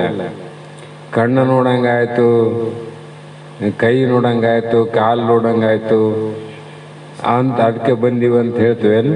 ಯಾಕೆ ಮನಸ್ಸು ನೋಡಂಗಾಯ್ತು ಬರ್ತೀವಿ ಅಂದರೆ ಮನಸ್ಸು ಹೇಳ್ದಂಗೆ ಇವು ಕೇಳ್ತಾವಲ್ಲ. ಹಾಗಾಗಿ ಸ್ವೇಚ್ಛೆಯಾಗಿ ಈ ಆನೆಯನ್ನು ಎಲ್ಲಿ ಬಳಸಿದ ಆನೆಯನ್ನು ಎಲ್ಲಿಡಬೇಕು ಅಂದರೆ ಬಳಸಲಾರದ ಅಂದ್ರೇನು? ಅದಕ್ಕೆ ಮಾವಿಟಿಗನಿಂದ ಇಲ್ಲದಂಥ ಆನೆಯನ್ನು ಅರಣ್ಯದಲ್ಲೇ ಬಳಸ್ಬೇಕು. ಅರಣ್ಯದಲ್ಲಿ ಈ ಪಳಗಿದ ಆನೆಯನ್ನು ಎಲ್ಲಿ ಬಿಡ್ತಾರೆ? ಮೈಸೂರು ಅರಮನೆಯ ದಸರಾ ಕಾರ್ಯಕ್ರಮದಲ್ಲಿ ಚಾಮುಂಡೇಶ್ವರಿಯನ್ನೇ ಬೆನ್ನ ಮೇಲೆ ಹೊತ್ತುಕೊಂಡು ತಿರುಗಾಡುವಂಥ ಕಾರ್ಯದಲ್ಲಿ ಬಿಡ್ತಾರೆ. ಅದು ಆನೆ, ಇದು ಆನೆ, ಇದು ಜನಸಾಗರದಲ್ಲಿ ಮೆರಿತದ, ಅದು ಅರಣ್ಯದಲ್ಲಿ ಬಳಲಿಕತ್ತ. ಒಂದು ವೇಳೆ ಇದನ್ನ ಅಲ್ಲಿ ಬಿಟ್ರೆ ಇದಕ್ಕೆ ಸಮಾಧಾನ ಇಲ್ಲ, ಅದನ್ನ ಇಲ್ಲಿ ತಂದಿಟ್ರೆ ಅನಂತ ಏನಾಗ್ತವ? ಗದ್ದಲನೇ ಎದ್ದೇಳ್ತವೆ. ಯಾಕೆ? ಇದು ಪಳಿಗೆ ಅದ. ಹಾಗಾಗಿ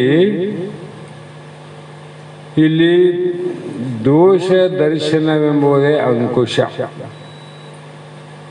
ಮಲ್ಲೆ ದೋಷ ದರ್ಶನ ಅದೇ ನೋಡು. ಮತ್ತೆ ಆವ ಅನುವಿನಿಂದ ಬಿಡುವುದು, ಬಿಟ್ಟ ಮೇಲೆ ಪುನಃ ಎರಗದೆ ಇರುವುದೇ ವೈರಾಗ್ಯ ಅಂದರ. ಹೀಗೆ ಸುಖ ನಮಗೆ ದುಃಖನ ಆಗ್ತವೆ. ಯಾವಾಗ ಆಗ್ತವ ಸುಖ ದುಃಖ? ಅನುಕೂಲ ಸಂಯೋಗದಿಂದ, ಪ್ರತಿಕೂಲ ಯೋಗದಿಂದ ಉಂಟಾಗುವ ಅಂತಃಕರಣ ವೃತ್ತಿಯೇ ಸುಖ. ಯಾವುದೇ ವಸ್ತುವನ್ನು ತಗೋರಿ, ಅನುಕೂಲಕ್ಕ ಬಂತು ಅಂದರೆ ಅದು ಸುಖ ನಮಗೆ. ಎಂಥದ್ದೇ ಇರಲಿ. ಮೊದಲೆಲ್ಲಂದ ಎಂತೆಂಥ ಮನೆಗಳಲ್ಲಿ ಎಂತೆಂಥ ವಸ್ತು ಸಾಮಾನಿದ್ದವು, ಅವೇ ಭಾಳ ಅನುಕೂಲ ಆಗಿದ್ದು ನೋಡು. ಈಗ ಸಾವಿರಾರು ವರ್ಷ ಅನುಕೂಲ ಅಂತ ಅದ್ರಾಗ ಆನಂದ ಪಟ್ಟವರ ಮನೆಯ ವಸ್ತುಗಳು ಈಗಿನ ಜನಕ್ಕೆ ಇವತ್ತು ಅನಾನುಕೂಲ ಆಗ್ಯಾವ. ಯಾರ ಮನೆಗೆ ಇವು ಸಿಲ್ವರ್ ತಾಟ ಅವ, ನೀವು ಸಿಲ್ವರ್ ತಾಟನ ಹೇಳೋದು.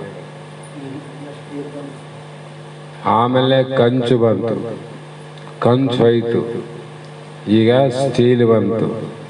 ಈ ಕೆಲವು ಸ್ಟೀಲ್ ಹೋಗಿ ಬೆಳ್ಳಿ ಬರಕತ್ತ.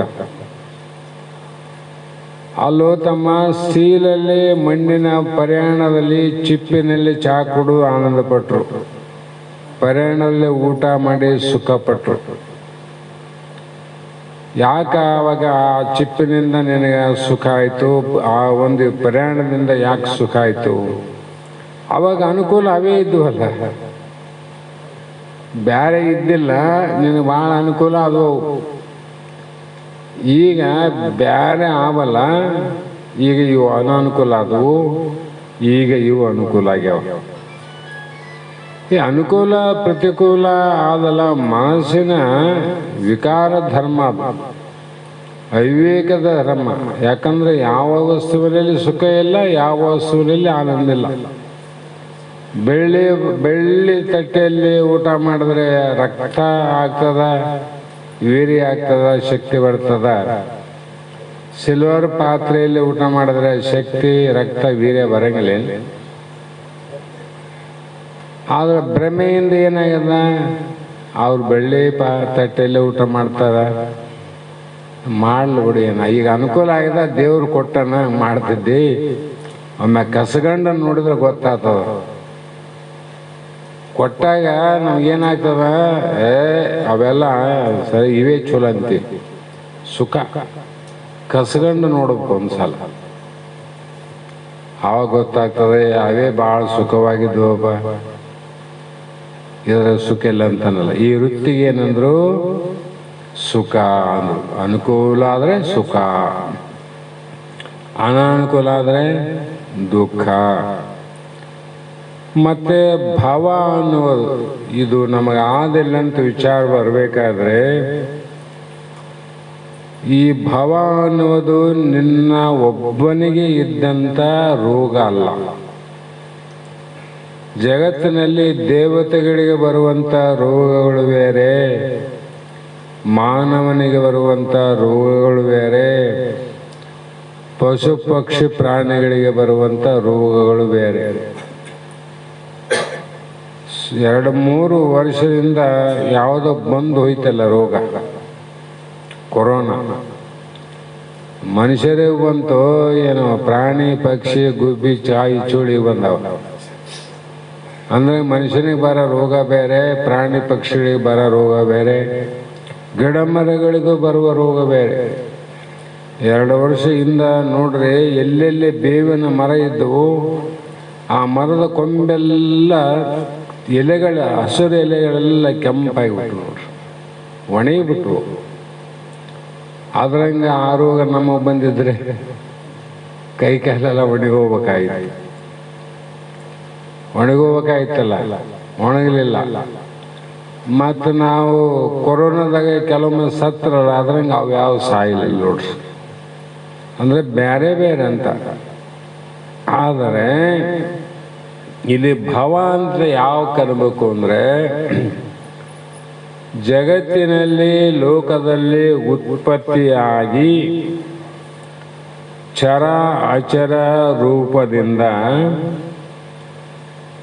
ಏನು ತೋರ್ತಾವ, ಹುಟ್ಟವಿಲ್ಲ, ತೋರಕ್ಕೆ ಹುಟ್ಟವ ಎಲ್ಲವೂ ಸಾಧ್ಯವಿಲ್ಲ. ಅಂದ್ರೆ ಈ ಭಾವರೋಗ ಅನ್ನೋದು ನಿನ್ನ ಒಬ್ಬನಿಗೆ ಆದೋ ಎಲ್ಲರಿಗಾದ, ಎಲ್ಲರಿಗೆ ಸಮವಾಗಿ ಇರುವಂಥ ರೋಗಕ್ಕೆ ಭಾವ ಅಂತ ಕರೆದಾರೆ. ಇಲ್ಲಿ ನಾವು ಮನುಷ್ಯರಿಗೆ ಒಂದೇ ಅಂತ ತಗೊಂಡ್ರೆ ಅವು ಸಾಯಬಾರ್ದಾಗಿತ್ತಲ್ಲ,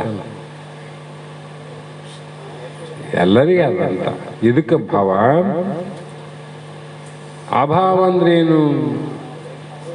ಈ ವಿಪರೀತವಾದ ವಿನಾಶಕ್ಕೆ ಅಭಾವ ಅಂತ ನೋಡ್ರಿ. ಇದು ವಿಪರೀತವಾಗಿ ನಡೆದ, ಆದರೆ ಯಾವಕ್ಕೂ ಭಾವನೆ ಇಲ್ಲ, ನಾಶನೇ ಇಲ್ಲ. ಆದರೆ ವಿಪರೀತ ಬುದ್ಧಿಯಿಂದ ಎಲ್ಲರಿಗೆ ಭಾವರೋಗ ಆಗ್ಯದಲ್ಲ, ನಮಗೆ ಆಗದೋ ಇಲ್ಲ. ಇದಕ್ಕೇನಂದ್ರು ವಿಪರೀತ ಭಾವ. ಇಲ್ಲದಲ್ಲೇ ಇದ್ದಕ್ಕಿದ್ದಂಗೆ ತಿಳಿಂದ್ರ ಅವರು. ಶಿವನನ್ನಾದರೂ ಇದ್ದಕ್ಕಿದ್ದಂಗೆ ತಿಳ್ಕೊ, ಜಗತ್ತಾದರೂ ಇದ್ದಕ್ಕಿದ್ದಂಗೆ ತಿಳ್ಕೊ, ಜೀವನನ್ನ ಇದ್ದಕ್ಕಿದ್ದಂಗೆ ತಿಳ್ಕೊಂಡ್ರ ಅವರು. ನೀನೇನು ತಿಳ್ಕೊಂಡದ್ದಿ? ಇದ್ದಕ್ಕಿದ್ದಂಗೆ ತಿಳಿಲಾರ್ದೆ ಇಲ್ಲದನ್ನ ಇದ್ದಂಗ ಅಂತ ತಿಳ್ಕೊಂಡೆ. ನಿನಗೆ ಜನನ ಮರಣ ಇಲ್ಲ ಅಂತ ಅನುಭವ ಆದಂತೆ ನೀ ತಿಳ್ಕೊಂಡು ವಿಪರೀತ ಭಾವ ಎಲ್ಲಿದೆ? ವಿಪರೀತ ಭಾವ ಅಲ್ಲ. ಜನನ ಮರಣ ಇರೋದನ್ನು ಅದಕ್ಕೆ ಇಲ್ಲ ಅಂತ ಪ್ರಯತ್ನ ಮಾಡಕತ್ತಿದ್ದಿ, ಇದು ವಿಪರೀತ ಭಾವ ಅಲ್ಲ. ಹೀಗೆ ಭಯ ಯಾಕಾಯ್ತು ಮನುಷ್ಯನಂದ್ರೆ, ಮನುಷ್ಯನಲ್ಲಿ ಭಯ ಇತ್ತು ಅಂದ್ರೆ ಏನಾಗ್ತದ್ರಿ ಅಂದ್ರೆ, ಭಯ ಅನ್ನುವುದು ಯಾರ ಶತ್ರು ಅಂತ ವಿಚಾರ ಮಾಡಿದ್ರೆ ಮನುಷ್ಯನ ಮಹಾಶತ್ರುವೇ ಭಯ. ನಮಗೆ ಭಯ ಆಯ್ತಿಲ್ಲ, ಯಾರು ಉಂಟು ಮಾಡ್ಯಾರ ಭಯ ನಿನಗೆ? ಅದನ್ನ ಇಲ್ಲದನ್ನ ಆದಂತ ತಿಳ್ಕೊಂಡೇನಿಲ್ಲ, ಆ ಭಯ ಮಹಾಶತ್ರು ಆಯ್ತು. ಶತ್ರುಗಳು ಒಳಗೆ ಇಟ್ಕೊಂಡು ಹೊರಗಡೆ ಮಿತ್ರರಂತ ನಟನೆ ಮಾಡುತ್ತಲ್ಲ, ಜಯ ಆಗ್ತದೇನು? ಒಳಗಿನ ಶತ್ರುಗಳನ್ನ ಗೆದಿ. ಹಾಗಾಗಿ ಇಲ್ಲಿ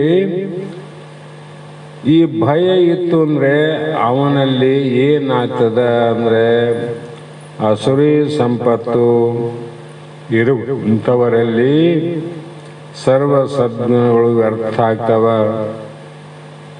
ಆ ಭಯದಿಂದ ಸರ್ವ ಸದ್ಗುಣಗಳು ವ್ಯರ್ಥ ಆಗ್ತವ. ಎಷ್ಟು ದುರ್ಗುಣಗಳು ಪ್ರಾಪ್ತ ಆಗ್ತಾವ ಭಯದಿಂದ. ಆ ದುರ್ಗುಣದಿಂದ ಮಹಾತ್ಮರ ಸಂಘದಿಂದ ನೀನು ಕಡಿಗಾತಿದ್ದಿ, ಮಹಾತ್ಮರ ಸೇರಂಗಿಲ್ಲ. ಸದ್ಗುಣ ಇದ್ದವರಲ್ಲಿ ಮಹಾತ್ಮರ ಆಶ್ರಯ. ಮತ್ತೆ ಲೋಕದ ಪೂಜ್ಯತೆಯನ್ನು, ಲೋಕ ಏನು ಮಹಾತ್ಮರು ಶರಣರು ಒಳ್ಳೆಯವರಂತ ಪೂಜ್ಯ ಭಾವನೆಯಿಂದ ನೋಡ್ತಾರ, ಅದು ಕೂಡ ಕಳ್ಕಂತಂದ. ಎದರಿಂದ ಓದೋರು ಇವು? ನಿನ್ನಲ್ಲಿರುವಂಥ ಭಯದಿಂದನೇ, ಆ ಭಯವೇ ಶತ್ರುವಾಗಿ ಮಿತ್ರರನ್ನ ವೈರಿಗಳಂತೆ ನೋಡುವಂಗ ಮಾಡಿದ್ದು ಆ ಭಯನೇ. ಶರಣರು ಮಿತ್ರರೇ, ನಮಗ ಗುರುಗಳು ಮಿತ್ರರೇ, ಶತ್ರುಗಳಲ್ಲ. ಈ ಜಗತ್ತು ಮಿತ್ರನೇ. ಜಗತ್ತಿನಲ್ಲಿ ಇರುವಂಥ ಯಾವ ಈ ಪರಿಸರ ಅದಲ್ಲ, ಭೂಮಿ, ಜಲ, ವಾಯು, ಅಗ್ನಿ, ವಾಯು, ಆಕಾಶ, ಇವೆಲ್ಲ ನಮಗೆ ಮಿತ್ರರವುದಿಲ್ಲ. ಕೆಟ್ಟದ್ದು ಮಾಡ್ಯಾರ, ನಿನಗೆ ಕೆಟ್ಟವಾಗಿ ಕಾಣ್ತಾವ ನೋಡು. ಕೆಟ್ಟವಾಗಿ ಕಾಣ್ತೀವಿಲ್ಲ ನಮಗೆ. ಯಾಕಂದ್ರೆ ಅವುಗಳಿಂದ ನಿನಗೆ ಭಯ ಆದಂತ ಗೊತ್ತಾಗಿ ಅವ ಮೇಲೆ ಆರೋಪ ಮಾಡ್ತಿದ್ ನೋಡು. ಆ ಭಯನೇ ಆ ಕೆಲಸ ಮಾಡಿದ. ಹಾಗಾಗಿ ಒಂದು ಪ್ರಕಾರ ವಿಚಾರ ಮಾಡಿದರೆ ಅನಿಷ್ಟದಿಂದ ಅಥವಾ ಅನಿಷ್ಟದ ಶಂಕೆಯಿಂದ ಏನಾಗ್ತದ ಅಂದ್ರೆ ಅಂತಃಕರಣದ ದೀನವಾವು ಭಯವೆನಿಸುತ್ತದೆ. ನಮ್ಗೆ ದಯ ಬೇಡುವಂಥದ್ದು ಬರ್ತದೆ ನೋಡಿ. ಯಾಕೆ ಬಿಡ್ತಿದ್ದಿ? ಪುರುಷವು ತನ್ನಲ್ಲಿ ಪರಿಪೂರ್ಣ ಇರಲಿಕ್ಕೆ ಕೈಯಡ್ಡಿ ಕರವಡ್ಡಿ ಬೇಡಲು ಬಡತನವೇ ಎಂದು. ಹಾಗಾಗಿ ಅದರಂತೆ ಇನ್ನೂ ಅನೇಕ ಮಾತುಗಳನ್ನು ಹೇಳ್ತಾ ಬಂದರು. ಇಲ್ಲಿಗೆ ಸಮಯದ ಅಭಾವದಿಂದ ಇವತ್ತಿನ ಶಾಸ್ತ್ರದ ಪುಷ್ಪಗಳನ್ನು ಗುರುಪಾದಕ್ಕೆ ಸಮರ್ಪಿಸಿ ನಾವು ನೀವು ಧನ್ಯರಾಗೋಣ ಅನ್ನೋ ಮಾತನ್ನು ಹೇಳಿ ಮಂಗಲದಕ್ಕಿಂತ ಮುಂಚಿತವಾಗಿ ನಾಳೆ ದಿನ ಅನಿವಾರ್ಯದಿಂದ ನಮ್ಮ ಬಳಗದವರ ಕೆಲವು ಕಾರ್ಯಗಳಲ್ಲಿ ನಾವು ಭಾಗವಹಿಸಲೇಬೇಕಾದ ಕಾರಣ ನಾಳೆ ಬೆಂಡೆಗಂಬೆ ಗ್ರಾಮದಲ್ಲಿ ನಮ್ಮ ಬಳಗದವರಾದಂಥ ಶ್ರೀ ದುರ್ಗಪ್ಪ ಅವರ ಮನೆಯ ಗೃಹ ಭವಿಷ್ಯ ಕಾರ್ಯಕ್ರಮ ಹೊಂದಿದ್ದು, ಅದೇ ಬೆಂಡೆಗಂಬಳಿ ಗ್ರಾಮದ ನಮ್ಮ ಬಳಗದವರೇ ಆದಂಥ ಶಿಷ್ಯ ವೃಂದದಲ್ಲಿ ಅವರ ಮನೆಯಲ್ಲಿ ವಿವಾಹ ಮುಹೂರ್ತದ ಅಂಗವಾಗಿ ಲಗ್ನ ಇದ್ದ ಕಾರಣ ಅದು ಯಾದಗಿರಿಯ ಸಪ್ತಪದಿ ಕಲ್ಯಾಣ ಮಂಟಪದಲ್ಲಿ ಅವರು ಇಟ್ಟುಕೊಂಡಿದ್ದು, ಇವೆರಡೂ ಕಾರ್ಯವನ್ನು ಮಾಡಬೇಕಾಗಿ ಅದರ ಜೊತೆಯಲ್ಲಿ ಅತಿ ಮುಖ್ಯವಾಗಿ ನಿಮ್ಮೆಲ್ಲರಿಗೂ ಆತ್ಮೀಯರಾದಂಥ ನಮ್ಮ ಹನುಮಂತು ಯಾವರು ಮಲಾರ್ ಅವರ ಸ್ವಂತ ಅಣ್ಣನ ಮನೆ ಹೊಸದಾಗಿ ಕಟ್ಟಿಸಿದ್ದು, ಅದು ಕೂಡ ಗೃಹ ಪ್ರವೇಶಿದೆ. ಅವರು ಕೂಡ ಗುರುಗಳು ಬಂದು ಹೋದರೆ ಭಾಳ ಒಳ್ಳೆಯದು ಅಂತಕ್ಕಂಥ ಭಕ್ತಿಯ ಭಾವವನ್ನು ವ್ಯಕ್ತಪಡಿಸಿದ ಕಾರಣ ಇವು ಮೂರೂ ಕೂಡ ಬಿಡಲಾರದಂಥ ಕಾರ್ಯಗಳು. ಆದ ಕಾರಣ ನಾವು ವಿಚಾರ ಮಾಡೀವಿ, ಬಿಸಿಲು ಭಾಳ ಅದ, ಬಿಸಿಲಲ್ಲಿ ಬೇರೆ ಬೇರೆ ರೀತಿಯಿಂದ ಮೂರು ಕಡೆ ಹೋಗಿ ಬರಲಿಕ್ಕೆ ಭಾಳ ತ್ರಾಸಾಗ್ತದೆ. ಅದಕ್ಕೆ ನಾವು ಒಂದು 5 ರಿಂದ 6 ಜನ, ಈಗಾಗಲೇ 4 ಜನ ಜಮಾ ಆಗೀವಿ. ಹನುಮಂತು ನಾನು ಇಬ್ಬರು, ಗಾಡಿ ನಡೆಸಕ್ಕಂತೂ ಪ್ರಭು ಬೇಕೇ ಬೇಕು 3, ನಮ್ಮ ಬೆಂಡಿಗಣ್ಣ ಚೆನ್ನಪ್ಪ ಇರ್ತಾನೆ 4, ಇನ್ನೊಂದು 2 ಜನ ಬಂದರೂ ಕೂಡ ಈ 3 ಕಾರ್ಯಗಳನ್ನು ಮುಗಿಸ್ಕೊಂಡು ಬರಲಿಕ್ಕೆ ಅನುಕೂಲ ಆಗ್ತದೆ. ಕಾರ್ನಲ್ಲಿ ಹೋಗಿ ಕಾರ್ನಲ್ಲಿ ಬರೋಣ, ಬೈಕಲ್ಲಿ ಬಹಳ ಬಿಸಿಲಾಗ್ತದೆ, ಬೇಸಿಗೆ ಆದಂತಕ್ಕಂಥ ಮಾತನ್ನು ಹೇಳ್ತಾ, ಬರೋರಿದ್ರೆ ಇನ್ನೊಂದಿಬ್ಬರು ನಾಳೆ 8:45 ಇಲ್ಲಿರಬೇಕು. 9 ಗಂಟೆ ಇಲ್ಲಿ ಬಿಟ್ಟರೆ 10 ಗಂಟೆ 9:30 10ಕ್ಕೆ ಬೆಂಡಗಮಳಿಗೆ ಹೋಗ್ತೀವಿ. ಅಲ್ಲಿ ಗೃಹ ಪ್ರವೇಶ ಮುಗಿಸ್ಕೊಂಡು ಮಲಾರಕ್ಕೆ ಹೋಗೋದು. ಮಲಾರದಲ್ಲಿ ಒಂದು ಅರ್ಧ ಗಂಟೆ ನಂತರ ಅಲ್ಲಿಂದ ಆ ಕಡೆ ಯಾದಗಿರಿ ಹೋಗೋದು. ಆ ಕಾರ್ಯ ಮುಗಿಸ್ಕೊಂಡು ಮತ್ತೆ 1:30-2 ಗಂಟೆ ಸುಮಾರಿಗೆ ಶಕ್ತಿನಕ್ಕೆ ಬರಬೇಕು ಅಂತಕ್ಕಂಥ ವಿಚಾರ ಅದ. ಇದನ್ನು ತಮ್ಮೆಲ್ಲರಿಗೆ ತಿಳಿಸಿ ಈಗ ಮಂಗಲವನ್ನು ಹೇಳ್ರಿ.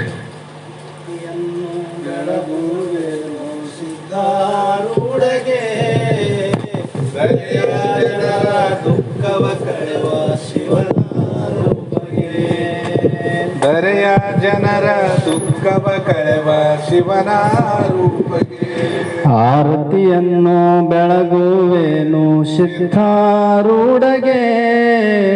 ದರೆಯ ಜನರ ದುಃಖವ ಕಳೆವ ಶಿವನ ರೂಪಗೆ.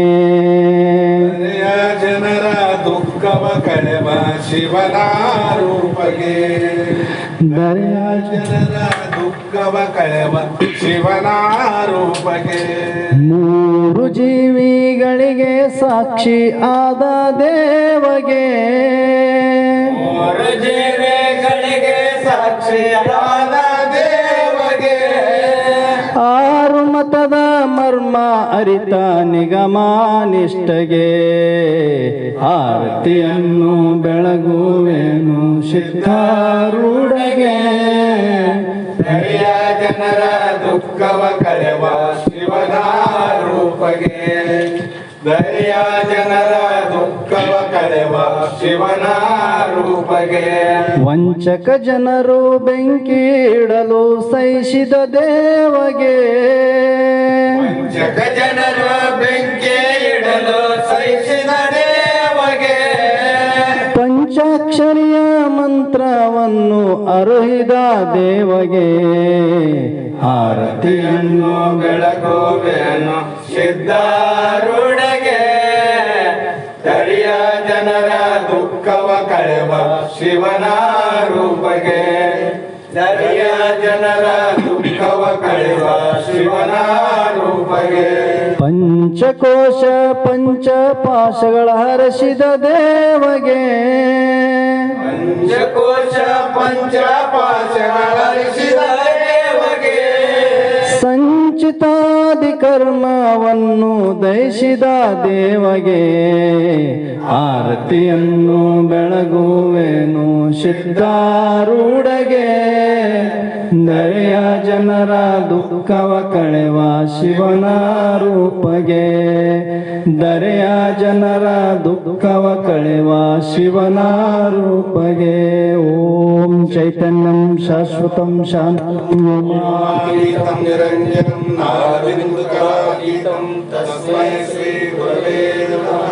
ಶ್ರೀ ಜಗದ್ಗುರು ಸಿದ್ಧಾರೂಢ ಸ್ವಾಮಿ ಮಹಾರಾಜ್ ಕಿ ಜೈ.